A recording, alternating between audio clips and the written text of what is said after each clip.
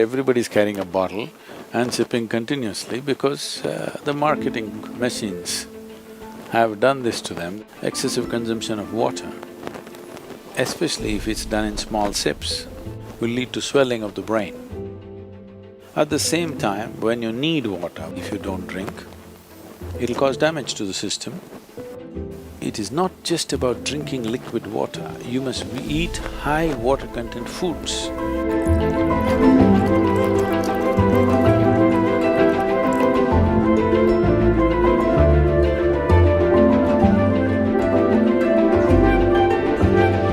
If you don't feel thirsty, if you don't drink water, nothing is going to happen, you're going to be fine.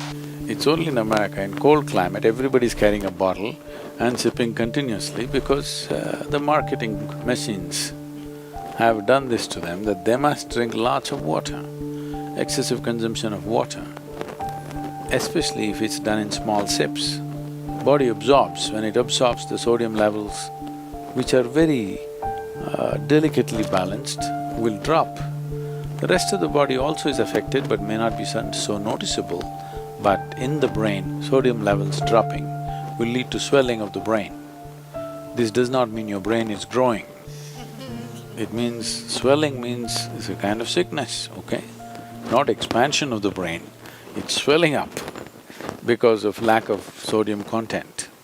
So because there's not enough sodium, more water goes into the brain, trying to supply the required sodium to keep the balance. So more water in your brain means you will slosh. Psychological imbalances will come when you manage to absorb. See, if you drink lots of water at one go, body will decide how much to absorb, how much to throw out. But if you keep sipping through the day, body kind of gets deceived and tends to absorb more water than it should. But let's say right now you drink 2 liters of water, all of it is not going to go into the system. What is needed, it'll take, rest of it will be shunted out.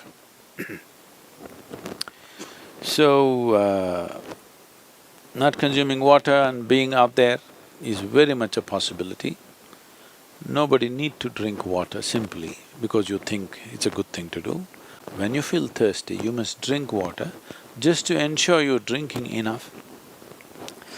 Drink 10% more than what you actually need, a couple of cups more, just to ensure that you don't drink less. If you're not the kind who is carrying a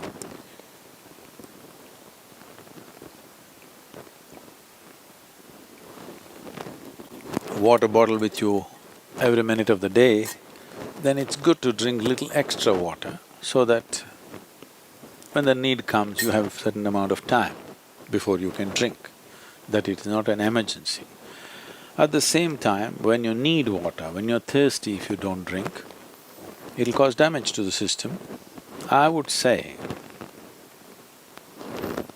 this may be very controversial, the medical fraternity will for sure protest on this, but they will come to it after maybe 20 years or 30 years. I would say if everybody consumes good water in sufficient quantity, 50% of the heart attacks in the world would come down. The damage to the heart is immense when the water that is needed is not there in the system. But when I say water, it is not just about drinking liquid water, you must eat high water content foods. If you eat a fruit, it's nearly 90% water. Vegetables and other things are over 70% water. Minimum 70% water content must be there in the food that you eat. So, very low water content food you eat and it goes and gets stuck in your… like concrete, it sits in your stomach. Now you drink water, that's not going to help. You must eat high water content foods. When you consume food, at least it must be level with the percentage of water content in your own body. So any food that you eat should be at least 70% water content. So this is why vegetables, fruits must be part of your diet so that it is there. Not consuming water in certain situations is okay, but if there is an indication of thirst, you must drink water. It's very necessary that you must drink water when there's an indication of thirst, because body has its own way. When it indicates you need water, you must give it water within 20 minutes or at least at the most half an hour. You must drink substantial quantity of water.